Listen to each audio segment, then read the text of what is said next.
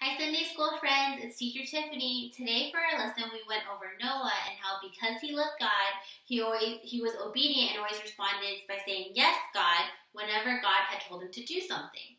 In the story that we heard, we know that there's going to be this great big flood that's going to cover up all the land. So here, I have this container full of water, and we're going to say that this will represent the flood. And in order to prepare for the flood, God commands Noah to build an ark. And he was very, very specific in how he wanted the ark to be built. He told Noah exactly the type of wood he should use to build it with. He told Noah how big the ark should be and how the ark should look like. And after hearing all of this, how did Noah respond to God? What did he say? He said, "Yes, God."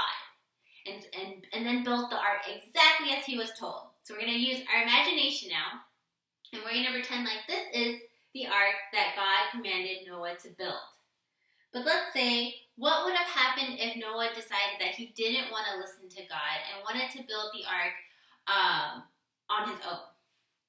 So we're going to say that this right here is the ark that was built without following God's specific instructions.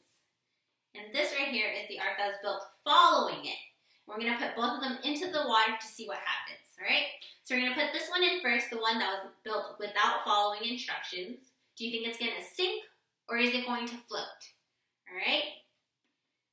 Think about it. What do you think it's going to do? All right, let me put it in the water and it sinks in the water. All right, and then how about this one? The one following God's exact instructions. Is it going to sink or is it going to float? All right, let's find out. And it floats in the water. Because Noah had listened to God's exact instructions and was obedient and built it exactly how he was supposed to, he was able to create an ark that was able to survive in a flood. All right? And so back to the story, what happens next? What does God command Noah to do? He commands Noah to grab a pair of each type of animal as well as the whole family and go onto the ark. And how does Noah respond to this? He says, "Yes, God," and does exactly what he was told. So again, using our imaginations, we're going to grab a pair of each type of animal. Got some ducks here, some tigers, and Noah's family onto the ark. And there they were able to stay in the ark safely until the flood was over. And so to kind of just wrap this up, because we love God so much, we should also be obedient just like Noah and respond saying, "Yes, God," whenever God tells us to do something.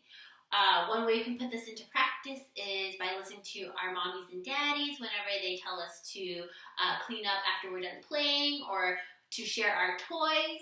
All right? So how should we respond whenever God tells us to do something? We should say, "Yes, God." One more time. How should we respond when God tells us to do something? We should say, "Yes, God." All right? Okay. See you guys next time. Bye.